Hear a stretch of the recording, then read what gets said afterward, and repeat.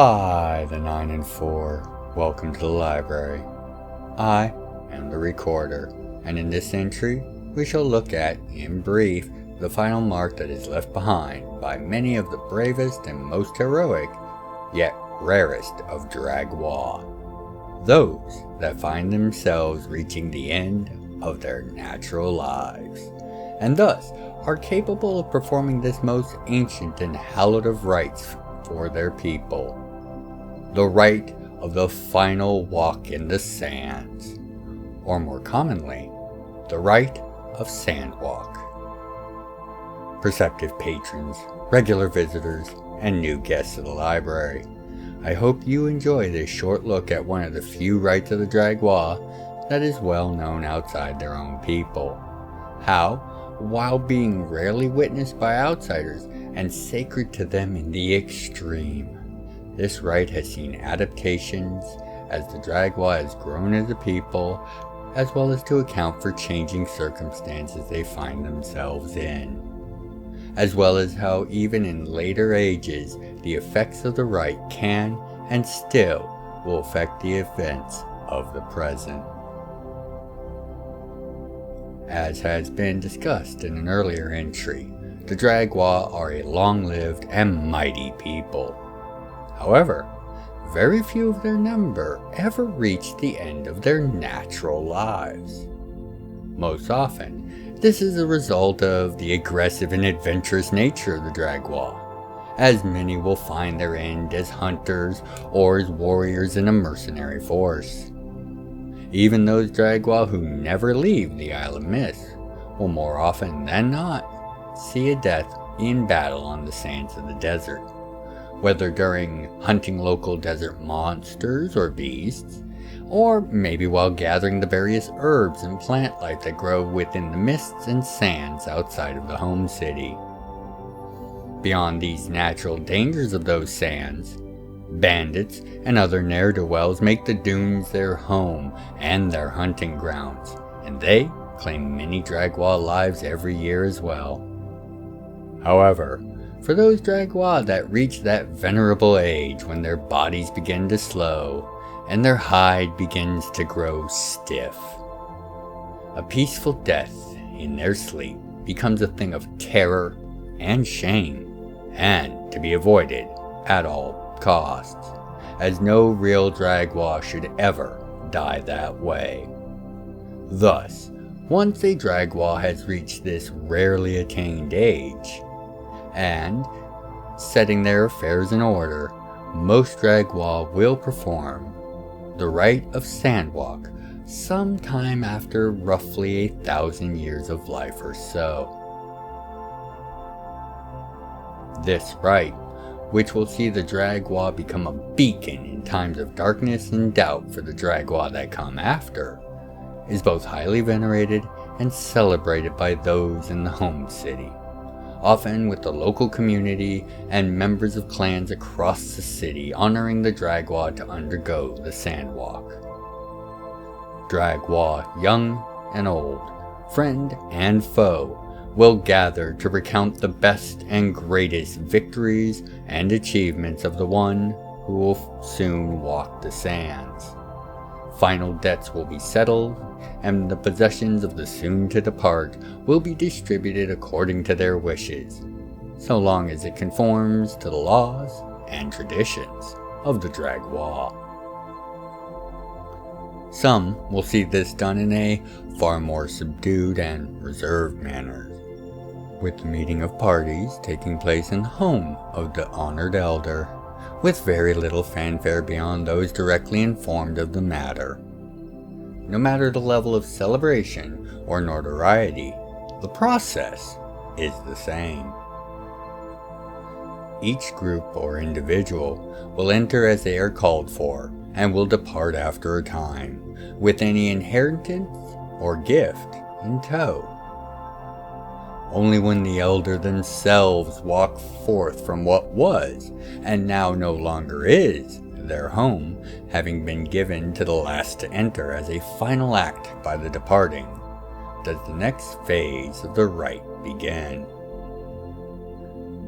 The elder will walk a final time towards one of the great gates of the home city that opens to the sands of the Isle of Mist, sometimes taking a winding path as the elder reminisces one last time.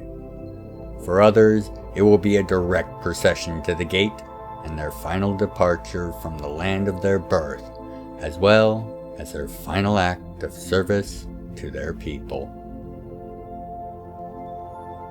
On the threshold of the gate, the elder will be met by a Dragwa in a heavy and all-concealing robe. This robed Dragwa will ensure the elder is prepared and has settled their affairs. And once done, will draw forth an ancient dagger, which bears runes in a mix of Dragwa and Analar. At this point, with a final set of commendations and blessings spoken as the robed one circles the elder, he will turn, then strike a fatal blow on them. This blow will not heal or mend, no matter the power used or the bindings applied. The elder, who can now count the remaining time in this world in minutes, if maybe hours, will then burst forth from the gate. They will run, fly, or otherwise try to place as much distance between themselves and the home city as possible, so long as it is under their own power. The further an elder gets, the greater the honor and strength of the gift that shall be left behind at the rite's end. Most manage to make it at least a mile, or maybe as far as 3, before the wound claims them. And others have made it as far as the mountain ring, some 200-mile distance before their life's blood runs dry.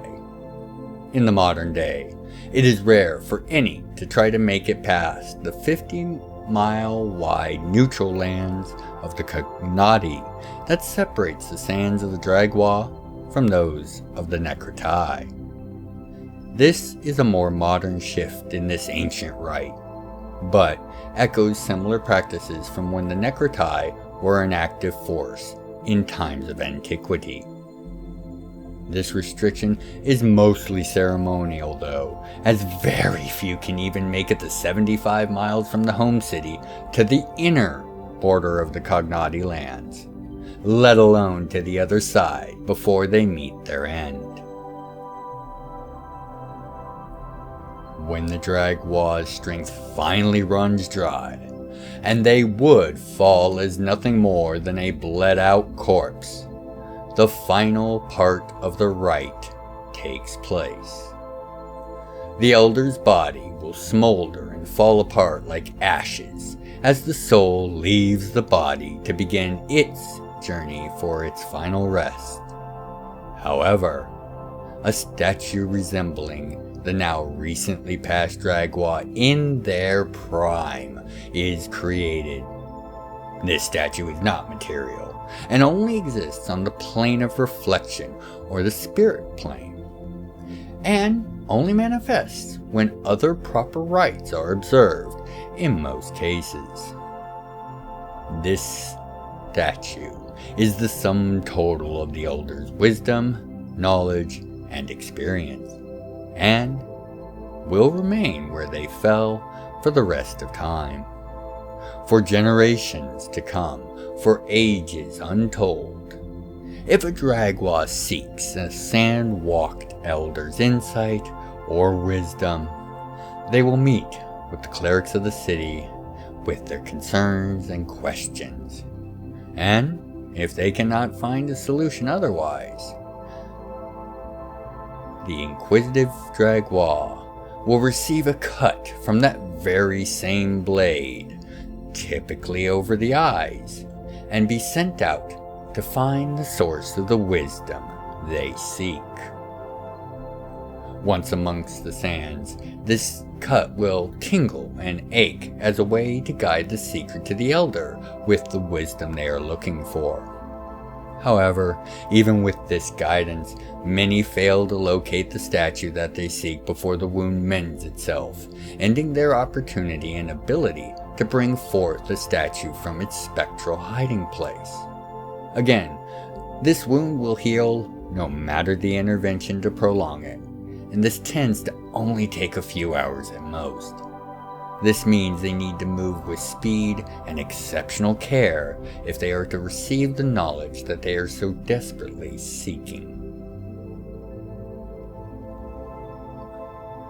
Where once the statues of the fallen of the Sandwalk were dotted all across the Isles of Mist, from the city walls to the seashores even beyond the mountain ring. With the rise of, or more accurately, the resurrection of the Necrotai Empire, we have seen any and all statues, along with the energies of soul and endurance they possess that are within the Empire's lands, vanish. The Necrotai, you see, are able to discover and harvest them, to use as fuel for their undying blue flame, the central power that unifies the lords and the people of that undead nation of zealots.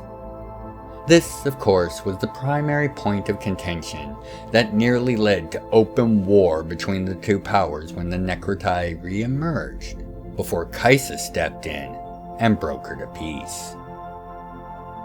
While those statues within the now agreed upon borders of their lands were found and harvested, it should be noted that the Necrotai have confined their efforts to within their own borders.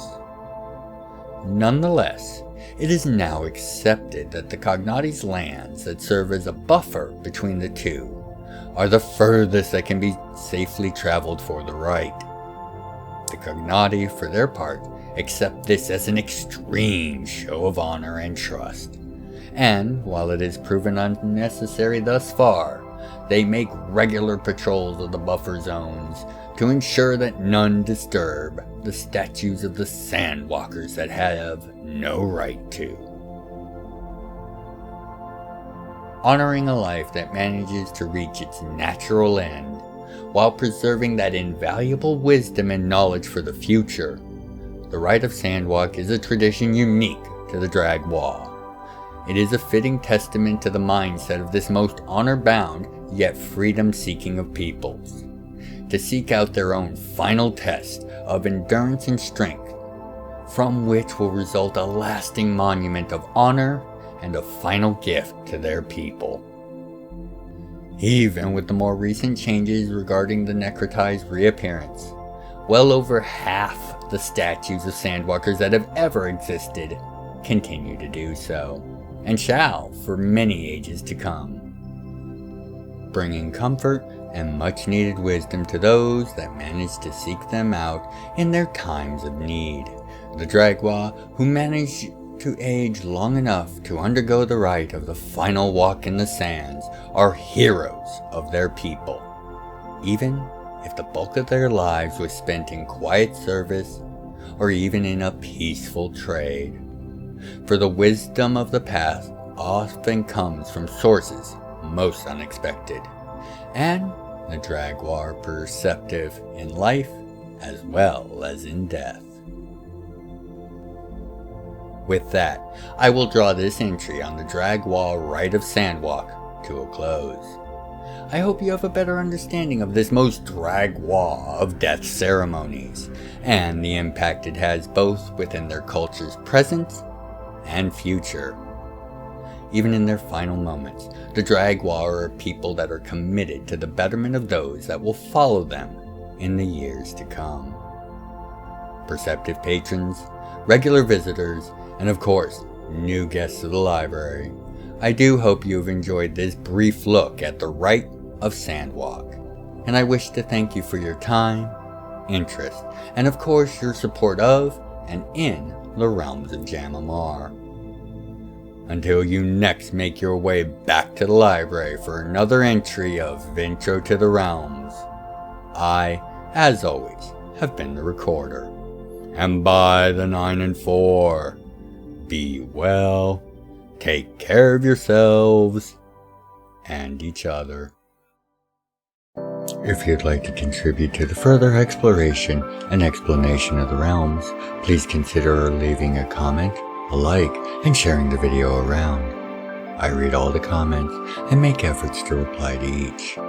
Thank you for helping to grow the channel, and know I look forward to each and every one of your comments. Other methods of support can be found in the channel's description. Thank you for watching.